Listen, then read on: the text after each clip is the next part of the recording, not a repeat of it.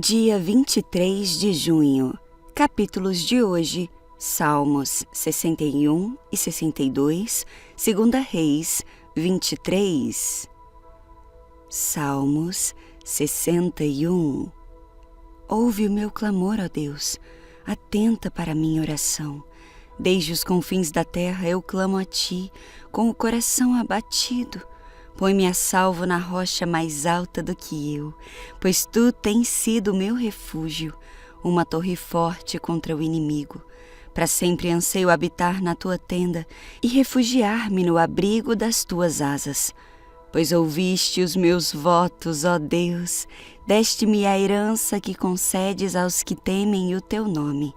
Prolonga os dias do rei, por muitas gerações os seus anos de vida. Para sempre esteja ele em seu trono, diante de Deus. Envia o teu amor e a tua fidelidade para protegê-lo. Então sempre cantarei louvores ao teu nome, cumprindo os meus votos cada dia. Salmos 62. A minha alma descansa somente em Deus. Dele vem a minha salvação. Somente Ele é a rocha que me salva. Ele é a torre segura, jamais serei abalado. Até quando todos vocês atacarão um homem que está como um muro inclinado, como uma cerca prestes a cair? Todo o propósito deles é derrubá-lo de sua posição elevada.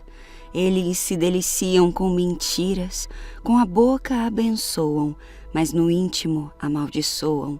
Descanse somente em Deus, ó minha alma, dele vem a minha esperança. Somente Ele é a rocha que me salva, Ele é a minha torre alta, não serei abalado. A minha salvação e a minha honra de Deus dependem. Ele é a minha rocha firme, o meu refúgio. Confiem nele em todos os momentos, ó povo, derramem diante dele o coração, pois ele é o nosso refúgio. Os homens de origem humilde não passam de um sopro, os de origem importante não passam de mentira. Pesados na balança, juntos, não chegam ao peso de um sopro. Não confiem na extorsão, nem ponham a esperança em bens roubados. Se suas riquezas aumentam, não ponham nelas o seu coração. Uma vez Deus falou, 2 vezes eu ouvi, que o poder pertence a Deus. Contigo também, Senhor, está a fidelidade. É certo que retribuirás, cada um, conforme o seu procedimento. 2 Reis 23. Josias mandou chamar todas as autoridades de Judá e de Jerusalém. Então o rei subiu ao templo do Senhor com os sacerdotes e os profetas e com todo o povo de Judá e de Jerusalém, dos mais simples até os mais importantes. Leu para eles todo o livro da aliança encontrado no templo do Senhor. O rei ficou em pé no lugar de honra, junto à coluna, e renovou a aliança na presença do Senhor. Comprometeu-se a obedecer ao Senhor e a cumprir seus mandamentos, preceitos e decretos de todo o coração e de toda a alma. Confirmou desse modo os termos da aliança escritos no livro, e todo o povo se comprometeu com a aliança. Em seguida, o rei deu ordens ao sumo sacerdote Ilquias, aos sacerdotes auxiliares e aos guardas das portas do templo, para que removessem do templo do Senhor todos os utensílios usados para o culto a Baal, a Aserá e a todos os astros do céu. Mandou queimar tudo fora de Jerusalém, nos terraços do vale de Cedron, e levou as cinzas para Betel. Eliminou os sacerdotes idólatras nomeados por reis anteriores de Judá, pois haviam oferecido sacrifícios nos santuários idólatras em todo o território de Judá e nos arredores de Jerusalém. Também haviam oferecido sacrifícios a Baal, ao sol e à lua, às constelações e a todos os astros dos céus. Removeu do templo do Senhor o poste de Aserá e o levou para fora de Jerusalém, para o vale de Cedron, onde o queimou. Depois moeu as cinzas do poste e lançou o pó sobre os túmulos do povo. Também demoliu os alojamentos dos prostitutos e das prostitutas cultuais, dentro do templo do Senhor, onde as mulheres teciam enfeites para o poste de Aserá. Josias trouxe para Jerusalém todos os sacerdotes que moravam em outras cidades de Judá, profanou os santuários idólatras, onde haviam queimado incenso, desde Geba até Berseba. Destruiu os santuários na entrada da porta de Josué, governador de Jerusalém, à esquerda de quem entra pela porta da cidade.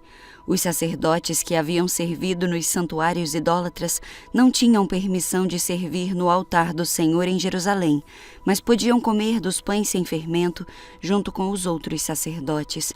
O rei profanou o altar de Tofete no vale de Ben-Rimon, a fim de que ninguém mais pudesse usá-lo para sacrificar no fogo um filho ou uma filha, como oferta a Moloque.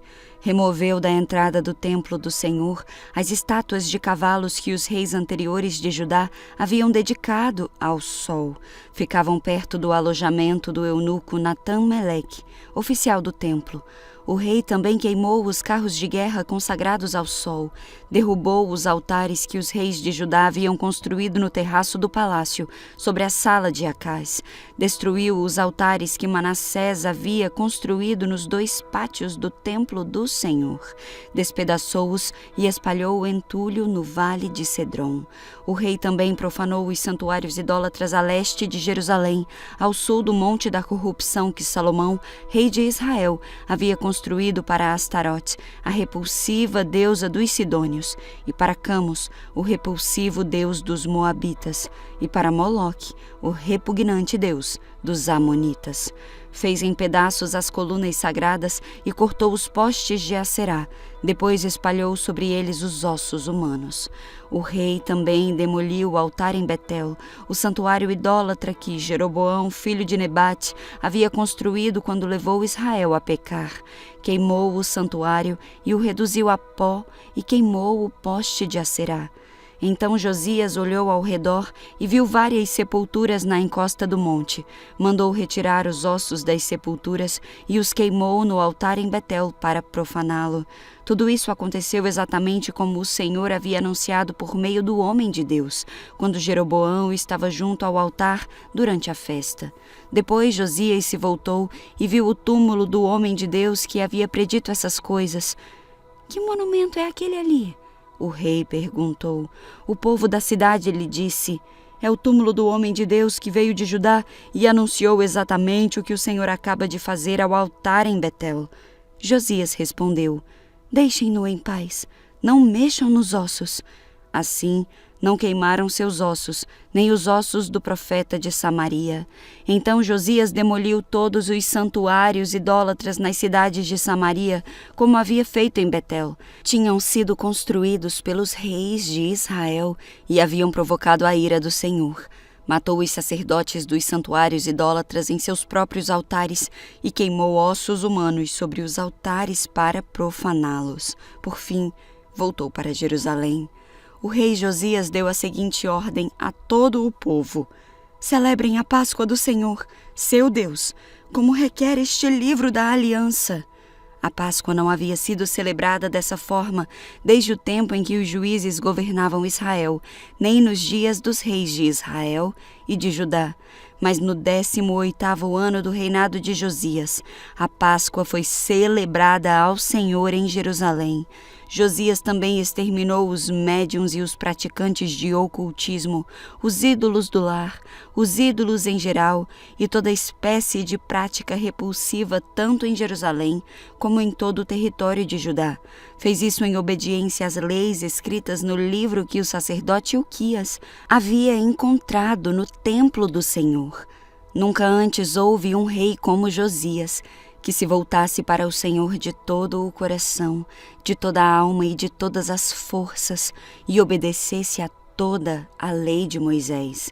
E nunca mais houve um rei como ele.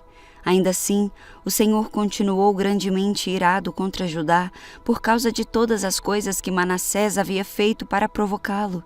Pois o Senhor disse: também expulsarei Judá de minha presença como expulsei Israel, e rejeitarei Jerusalém, a cidade que escolhi, e o templo onde meu nome deveria ser honrado.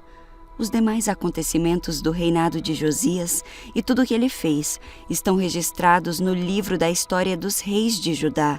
Durante o reinado de Josias, o faraó Neco, rei do Egito, foi ao rio Eufrates dar apoio ao rei da Assíria. O rei Josias e o seu exército saíram para lutar contra ele, mas o faraó o matou quando se enfrentavam em Megido.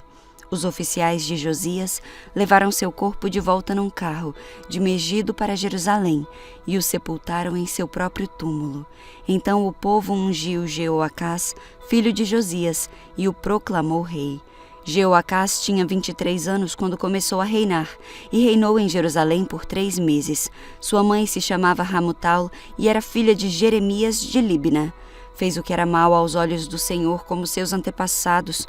O faraó Neco prendeu Jeoacás em Ribla, na terra de Ramate, para impedir que reinasse em Jerusalém. Também exigiu que Judá pagasse um tributo de 3.500 quilos de prata e 35 quilos de ouro. Em seguida, o faraó Neco escolheu Eliaquim, outro filho de Josias, como sucessor de seu pai, e mudou o nome dele para Jeoaquim. Jeoacás foi levado como prisioneiro para o Egito, onde morreu, a fim de obter o ouro e a prata que o faraó Neco havia exigido como tributo. Jeoaquim cobrou dos habitantes de Judá um imposto proporcional às posses de cada um. Jeoaquim tinha 25 anos quando começou a reinar, e reinou em Jerusalém por 11 anos. Sua mãe se chamava Zebida e era filha de Pedaías de Ruma. Mas ele fez o que era mal aos olhos do Senhor, como seus antepassados.